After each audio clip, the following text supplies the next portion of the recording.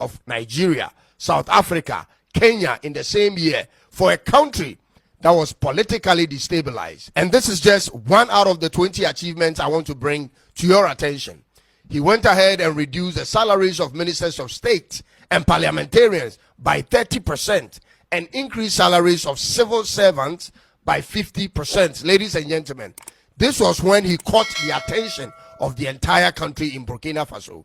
And then he established 2 tomato processing plants in the same time period, putting Burkina Faso on the African map as one of the largest tomato producer and processor for this year, bumping their tomato production from 315,000 metric tons in 2022 to 360,000 metric tons in 2024.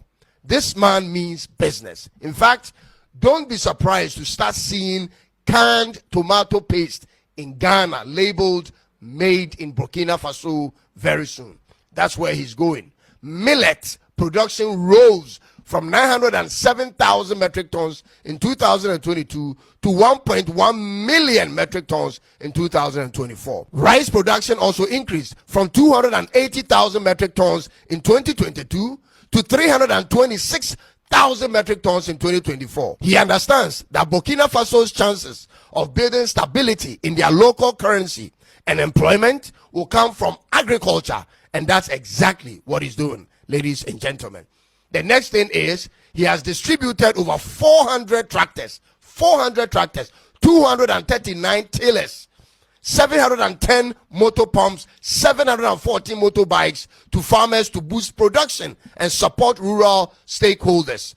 He then built Burkina Faso's second cotton processing plant, making Burkina Faso one of the top 3 largest cotton producers in Africa, and opened the first ever National Support Center for artisanal cotton processing to assist local cotton farmers. Ladies and gentlemen, all the major moves he's made to make the country function better than before is related to agriculture. This is why he's winning. This is why, even though he came in through the window, he's still loved by the people. Then in 2023, he inaugurated a state-of-the-art gold mine to enhance the country's local processing capacity. He stopped the export of unrefined Burkina Faso gold to Europe and started, ladies and gentlemen, the collection and treatment of all their tailings in the country to get gold. That is how smart the guy is. He avoided taking loans from the IMF and the World Bank and focused on creating value from within. He has since expelled French troops from Burkina Faso, banned French media, banned French military operations, and declined an offer from the Kingdom of Saudi Arabia to construct 200 mosques in the country. Instead, he urged the Kingdom of Saudi Arabia to invest in essential infrastructure projects that will directly benefit the Burkinabe people. This is smartness, such as schools, hospitals, job-creating businesses. He has also banned the wearing of British legal wigs and gowns in Burkina Faso courts and introduced traditional Burkinabe attire. He's investing massively in constructing new roads and widening existing ones and upgrading gravel roads into paved surfaces, and is building a brand new airport. Ladies and gentlemen, all of these are happening in the space of 3 years. So now the question has to be, why is it taking forever for other African countries to pursue such projects in agriculture? Is the challenge caused by the practice of our type of democracy? Is that a problem?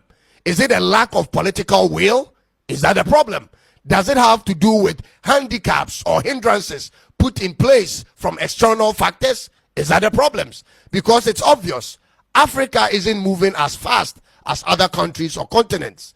And as it stands now, Captain Ibrahim Traore is making all these so-called learned presidents in other African countries look useless. They hold master's and doctorate degrees with many years of experience in politics and political science and other fancy programs from some fancy universities. But all Captain Ibrahim holds is a degree in geology from the University of Ouagadougou.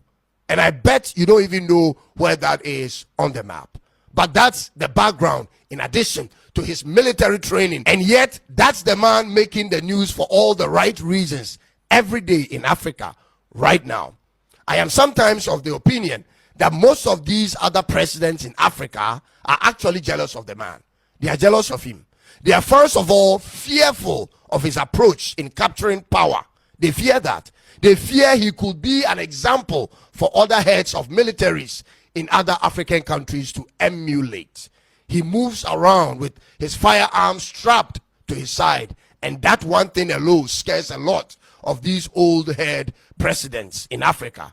But I'm of the opinion that they harbor jealousy at him for the very simple reason that he is brave enough to break away, ladies and gentlemen, from the shackles of foreign entities and establishment and pursue something of interest to himself and for his country. This is where I suspect, ladies and gentlemen, the jealousy will come from. They wish they could do same, but they fear the repercussions. They wish they can also achieve the kind of support and goodwill he has from his countrymen and from the rest of Africans, but they won't attempt to do what it will take for that to happen. They enjoy the invitations to global conferences and their memberships in secret fraternities, ladies and gentlemen. They swear their primary allegiances to such brotherhoods and occult organizations for power and will dare not do anything contrary to their dictates. This is why they can know all the problems and solutions in their countries and on this continent, but won't do much when they are in office. Ladies and gentlemen, they don't work for the people. They don't represent the people. They are not put there by the people, ladies and gentlemen, and so they won't do anything for the people. They will come in and do the service of those who financed them, those they swore their first allegiance to, and to those in their political parties. This is why Africa is still a bottom feeder continent. We have no respect in the eyes of the world. Every country in the world thinks of themselves as higher than us. Westerners think they are the best race.